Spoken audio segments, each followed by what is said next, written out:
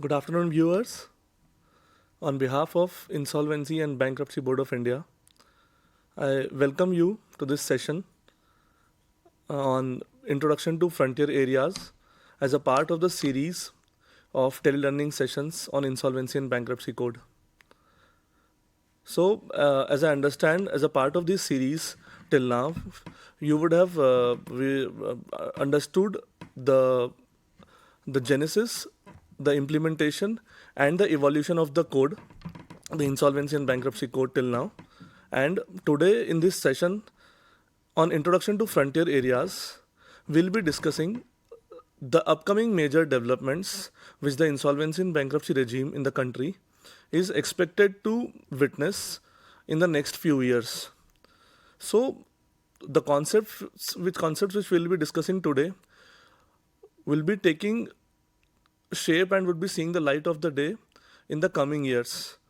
So what today we'll be discussing the conceptual part and the developments with respect to these issues till now. The actual version or the manner in which they'll see the day of light might be different or might be evolved in line with the emerging realities of the market and the need of the Indian economy. So we have divided this session on frontier areas into three major parts. The first is individual insolvency, the second is cross-border insolvency, and the third would be group insolvency. So we'll start first with the individual insolvency and bankruptcy. So as you all might be aware that Insolvency and Bankruptcy Code is a comprehensive code. It deals with the insolvency resolution of all kind of persons, be it corporates, LLPs, partnership firms, individuals, or other entities. That's why it's a comprehensive code. So at present, initially to begin with, the insolvency resolution and liquidation of corporates were started when the IBC was initially introduced, and individual insolvency implementation is thus one of the frontier areas. The part 3 of the Insolvency and Bankruptcy Code deals with the provisions of individual insolvency. As you can see on the slides, the framework of part 3 of the code is divided into 7 chapters. That is preliminary, the fresh start process, insolvency resolution process. This is the counterpart of the corporate insolvency resolution process which we have for corporate debtors. Then bankruptcy process and administration and distribution of estate of the bankrupt. This is the counterpart of the liquidation process which we have for the corporate entities. And then the last two chapter deals with the adjudicating authority and the offences and penalties with respect to the individual insolvency framework. So before discussing in detail that how the individual insolvency will be dealt under the code, I would like to take you all to the present laws of the personal insolvency. So, the insolvency of individuals is not a new phenomena. It has been there since ancient times, and traditionally there have been two kind of remedies available against the defaults by individuals. So, first is against the person of the debtor, the individual himself. That has been there since ancient times, and against the property of the debtor that has been in vogue since 19th century. The present laws which dealt with the individual insolvency before IBC are the Presidency Towns Insolvency Act 1909 and the Provincial Township Insolvency Act of 1920. So once the part 3 of the Insolvency and Bankruptcy Code is implemented in full, is notified in full, these laws will be repealed. But at present, till that section of Insolvency and Bankruptcy Code is notified, these laws are applicable. So as you can see from the date itself that these are the laws dating back to 1909, 1920, and it is difficult for these laws to cater to the demands of the modern economic framework. So IBC provides for a modern regime for insolvency resolution of individuals. As you can see in the slides, how the individual insolvency framework of the IBC is a development over the previous ones. The IBC provides for an objective trigger for insolvency instead of relying on the idea of the act of insolvency as provided in these laws. Further, IBC also has a provision for moratorium. It's kind of breathing space for the debtors and creditors. So as we have discussed in case of corporate insolvency resolution also, a moratorium is implemented which ensures that the ongoing legal proceedings are stopped for a while so that the debtors and creditors can find out a way to resolve the insolvency situation of the individual. So this is a very important concept which is required to ensure successful resolution of insolvencies, and IBC provides it. Then IBC provides for the use of qualified resolution professionals to assist the stakeholders.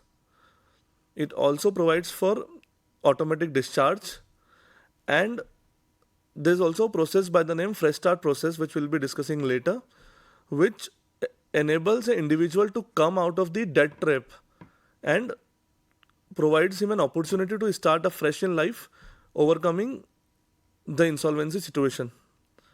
So this is what was the present framework of the insolvency laws for individuals in the country, and how IBC provides a reformed approach to deal with this. So basically part 3, if we talk about the applicability of part 3, so from the point of view of implementation of individual insolvency, the individuals have been subdivided into 3 further categories. The first is personal guarantors to corporate debtors. So these are the people who have given guarantees with respect to loans taken by the corporate debtors. For example, there is a company. The company has taken a loan from a bank, and the director is given a guarantee that in case company does not pay the loan, I will pay the loan.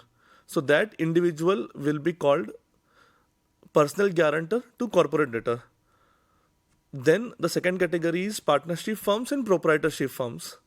And the third category is other remaining individuals. The default criteria in part 3 of the code is 1000 rupees, but the central government has been empowered to increase this amount up to 1 lakh rupees. And then basically there are 3 processes under the Insolvency and Bankruptcy Code under part 3. The first is Fresh Start process. It provides for writing off of the qualified debts of a specified amount. This is basically aimed at giving an opportunity to the individual to come out of the debt trap and start the economic journey afresh again, which thus enables promotion of entrepreneurship in the country. Second process is the individual insolvency resolution process. This is the counterpart of the corporate insolvency resolution process, which we have for corporates. A negotiated repayment plan is worked out between the debtors and the creditors. And in case the insolvency resolution process fails, then there is a process called bankruptcy process, where the assets of the debtor are realized and they are distributed to the creditors as per the legal framework. So as per the report of the working group on individual insolvency and bankruptcy, the implementation of individual insolvency has been decided to implement it in phases. So the first phase will be the insolvency and bankruptcy of personal guarantors to corporate debtors. Then phase 2 would be the insolvency and bankruptcy of partnership firms and proprietorship firms. And phase 3 would be the implementation of insolvency and bankruptcy for the remaining other individuals. So there will be separate set of rules and regulations for the 3 classes. The phased implementation will be done, and at present the implementation has been started with respect to the first category. So this is the status of the enforcement of the present framework. The insolvency and bankruptcy resolution process for the personal guarantors to corporate debtors has been implemented with effect from 1st December 2019. With the notification of this part, the corresponding rules and regulations have also been notified, which provides the finer details which were to be prescribed and specified as per the scheme of the code. So from 1st December 2019, the implementation of individual insolvency with respect to the personal guarantors and corporate debtors has been started. So the code provides for two different set of adjudicating authorities for corporates and non-corporates. So as you can see on the slides, the adjudicating authority for individuals can be either NCLT, the National Company Law Tribunals, or the Debt Recovery Tribunals. So as we have seen that the provisions with respect to personal guarantors have been implemented. So just imagine that there is a company which has taken the loan and it has defaulted. And there was a director who has given the guarantee that in case company does not pay, I will pay the loan. Now as a banker, the bank start the proceedings against the company to recover the money, as well as they started proceedings against the guarantor to recover the money. So in order to ensure proper coordination between the two proceedings and to ensure a comprehensive resolution taking into account all the factors, the process of individual insolvency of that guarantor will be run in the NCLT only. So in the cases where the CIRP or liquidation of the company is pending, the adjudicating authority for the individuals would be the NCLT, and in all other cases, that is where the CIRP or the liquidation is not pending, or in case of firms or in case of other individuals, the adjudicating authority will be the DRT. In case the adjudicating authority is NCLT, the appeal would lie with NCLAT, and in case the adjudicating authority is DRT, the appeal would lie before the Debt Recovery Appellate Tribunal. So when this part of the code was notified in 2019, multiple petitions were filed in various high courts challenging the notification of insolvency, resolution and bankruptcy of personal guarantors to corporate debtors. But however, the Honorable Supreme Court of India in the matter of Lalit Kumar Jain versus Union of India and others, by an order dated 21st May 2021, has held that the notification dated 15th November 2019 regarding the insolvency of personal guarantors is legal and valid, and the approval of resolution plan relating to the companies does not operate as a discharge of the liabilities of the personal guarantors also. Thus, the provisions of the code have withstood the constitutional muster. The Honorable Apex Court of the country has upheld it, and post that order, a rise in the number of cases with respect to individual insolvency has been witnessed. So, in this slide, you can see a brief overview of how the insolvency resolution process in case of individual works. We'll not be going into details in this process, but as you all have already discussed the corporate insolvency resolution process, it is very similar to this. Here also, a resolution professional is appointed. There is a provision of moratorium also. There is an additional provision of interim moratorium also, and a negotiated repayment plan is prepared, and if it is approved by both in the meeting of creditors as well as by the adjudicating authority, that repayment plan becomes binding on both the debtor and creditor, and it is implemented. And in case the parties could not reach to agreed repayment plan, then both the debtor and the creditors are entitled to file for the bankruptcy process. So unlike corporates, where the failure of the corporate insolvency resolution process automatically leads to liquidation, there is no automatic start of bankruptcy process here. But at the end of it, if there is no repayment plan being implemented, the debtors and creditors both have the right to initiate or apply for the initiation of bankruptcy process. Then on this slide, you can see the overview of the bankruptcy process. The bankruptcy process is similar to the liquidation process for the corporates. Here, the objective is to realize the assets of the individual and to distribute it among the creditors in line with the applicable legal framework. Unlike corporates, in case of individual insolvency in the bankruptcy process, the factors like ensuring the availability of limited resources with the individual so as to ensure his sustenance are taken into account, and not all the assets are realized. So there is a provision of excluded assets and excluded liabilities which is taken care of in implementation of bankruptcy process. So as a frontier area, individual insolvency and bankruptcy is evolving.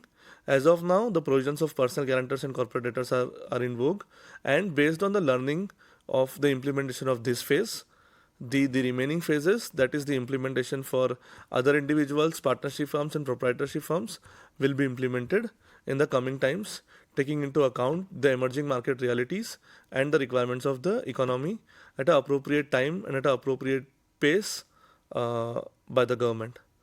So, this is all about the overview of the individual insolvency. Now, we'll be taking up the second concept of the day, that is the cross-border insolvency. So, just before beginning with the cross-border insolvency, I'd like to give you a brief snapshot of the developments in the code. So, as you all are aware, the corporate insolvency resolution process and liquidation process was started in 2016. In 2017, a notification for Section 234 and 235, which provides for bilateral agreements with foreign creditors and issues of letter of request, was notified. We'll discuss what is this mechanism in the coming slides. Then in 2019, as we discussed, the provisions for individual insolvency for personal guarantors and corporate corporate debtors was notified. And in 2021, the pre-packaged insolvency resolution process for MSME corporate debtors was notified. And till now, 6 amendments have taken place to align the code with the emerging market realities. So, what is cross-border insolvency? So, as you all might be aware that today the companies operate in a globalized manner. The economies of the world, of all the countries of the world, are highly integrated. Businesses have interest stretching beyond their home jurisdictions. There are Indian companies which are having operations in other countries. There are foreign companies which are having operations in India. We receive a large amount of foreign direct investments from other jurisdictions. Similarly, our companies also invest in other jurisdictions. There are debt transactions also between jurisdictions. So, as the businesses and the economies of different countries of the world are integrated, in case a company who is having operations in multiple jurisdictions goes into insolvency, we need a framework which can cater to the requirements of the individual the insolvency resolution of that company, where the proceedings have to be run in multiple jurisdictions simultaneously. So at present, the code has a framework for the cross-border insolvency. It is provided in Section 234 and Section 235 of the code. Section 234 of the code provides that bilateral agreements can be entered by the central government with the other countries. And Section 235 provides that with respect to the countries where such bilateral agreements have been made, the adjudicating authority can issue a letter of request to such countries. So, but till date, there has been no bilateral agreements being signed under this enabling provision. Apart from Section 234 and 235 of the Insolvency and Bankruptcy Code, there is a provision in Civil Procedure Code also, Section 13 and Section 44A. It allows the enforcement of conclusive foreign judgments in reciprocating jurisdictions. So, this is a snapshot of these two arrangements, that Section 234, 235 provides for the bilateral agreements. For example, India can sign an agreement with another country that how they'll coordinate with respect to the insolvency proceedings. And basis that agreement, the adjudicating authority of India can send a letter of request to that country in case any coordination is required with respect to insolvency resolution. But just imagine that there are hundreds of countries in the world and it becomes difficult to sign individual agreements with each countries and to ensure uniformity in these agreements. And for example, a company is having operations in say 20 countries and it goes into insolvency, and if we are having 20 different agreements with these 20 countries, so it becomes difficult to ensure a uniform approach towards the insolvency resolution with respect to all the jurisdictions. Similarly, the provisions under the Civil Procedure Code, it is available only for the reciprocating jurisdictions. It's not available with respect to all the countries of the world. Further, it only covers foreign judgments. So the word foreign judgment, the term foreign judgments, does not include the administrative orders or the interim orders. And also there is lack of clarity with respect to recognition of proceedings. Further, the treatment of the Indian proceedings and judgments abroad also depends upon the laws of that particular country. So this is the existing options, but there are various issues with respect to these options as we discussed. The issues with bilateral agreements regarding time-consuming negotiations, lack of uniformity, and procedural complexities in implementation of the bilateral agreements at the multilateral level. Then there are issues with the mechanism of civil procedure code, as we discussed, that it applies only for the reciprocating countries and may not include administrative orders or interim orders. And the ultimate implementation of these provisions depends upon also the laws of that particular country. So the various committees of Government of India have recommended for adoption of cross-border insolvency framework. The Bankruptcy Law Reforms Committee, basis which the Insolvency and Bankruptcy Code was enacted, also mentioned that the next frontier lies in addressing the cross-border issues. Then the Joint Parliamentary Committee on IBC in 2016 also mentioned that the Insolvency and Bankruptcy Code should have provisions with respect to cross-border insolvency. Then Insolvency Law Committee, in its report in March 2018, recommended that to attempt a comprehensive framework for the purpose based on the UNCITRAL model law, that is United Nations Committee on International Trade Laws model law. So ILC basically recommended that India should adopt a framework for cross-border insolvency based on the model law provided by the UN agency. And it should be applied initially only for the corporate insolvency and not for all the category of persons. Then report of the Standing Committee on Finance in 2020-21 also recommended regarding the cross-border insolvency, and they said that the framework would go a long way in ensuring coordination and communications between jurisdictions to successfully address the resolution of cross-border insolvency cases. So from BLRC to parliamentary committees to Insolvency Law Committee, everybody has recommended the need for a cross-border framework. Similarly, the international organizations like IMF, World Bank, in their reports have suggested having a model law on adoption of model law for the cross-border framework. The FSDC also, in its group of members meeting, recommended that the provisions of cross-border insolvency framework should be expedited. So, as you can see on this slide, these are the salient features of the model law, which is being recommended for adoption as the cross-border insolvency framework under the IBC. So what does this model law provides? So basically it provides for four major things. First, it provides for access. Access of representatives means the domestic insolvency professionals can participate in foreign countries' proceedings and the foreign representatives can participate in the domestic proceedings. Second thing is the recognition of foreign proceedings. For example, a company whose main business is in India and is having minor operations in say 15 other jurisdictions, if it goes into insolvency and if all these countries have adopted model law, then the main proceedings of the insolvency which will be conducted in India will be recognized by all the other jurisdictions. So similarly, if the main proceedings are happening in some other jurisdiction, the Indian authorities will recognize these proceedings. So there will be a mutual recognition of foreign proceedings. And then there will be cooperation and coordination between the professionals and the authorities of different jurisdictions so as to ensure a comprehensive resolution of insolvency of a company which is having operations in multiple jurisdictions. Further, it also provides an exception for public policy, which gives the much needed flexibility to the government to accommodate the domestic needs. 49 states have adopted the model legislation based on the model law till now. So, as we discussed, there is the legal justifications, the economic imperatives that behind adoption of the cross-border insolvency framework. It will promote investments, labor flows, trade in goods and services.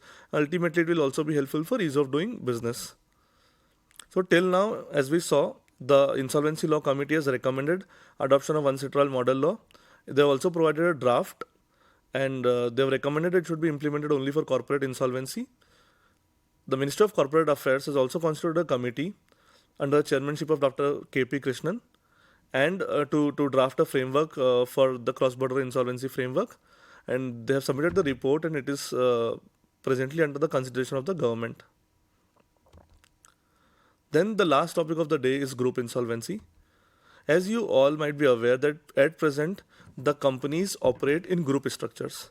Companies have holding companies, subsidiary companies, associate companies are there, and the operations of the businesses of these companies are intertwined or layered in terms of finances, in terms of operations, in terms of delivery of services. So, if you want to resolve if the group of companies goes into insolvency, to resolve the insolvency of that company, it is required to look into the operations of the group as a whole. So at present, the IBC does not have any express provision for the group insolvency and for coordination. Existing options are in the Companies Act. It provides for the provisions of holding company, subsidiary company, associate company, based on the criteria of control, significant influence, etc. And there are inherent powers with NCLTs.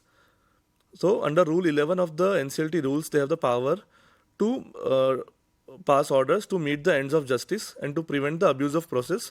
And using those powers, the NCLTs have taken care of the group insolvency provisions requirements in some cases like Videocon and Adel Infra. So this is on this slide you can see the details of the Videocon case. I'll directly come to the conclusion of the case that with respect to group insolvency, that the NCLT provided for the consolidation of the process of the 13 companies of the Videocon group so as to provide a comprehensive insolvency resolution of these cases, because the group was having common control, common directors were there, common assets were there, common liabilities were there, and there was intertwined accounts were there, and the operations were also interlinked. So NCLT realized that to resolve this case, we need to combine all these companies, we need to see all these companies together, then only a meaningful resolution can be achieved. So a common IP was appointed, a common information memorandum was prepared, and the case was taken forward. Similarly, in case of Adel Infra, the procedural coordination was ordered so as to ensure the coordination among the proceedings of different group companies of this group. So in case of Videocon, a substantive consolidation was considered where all the companies, all the assets and liabilities were considered in toto. And in case of Adel Infra, a procedural coordination was considered.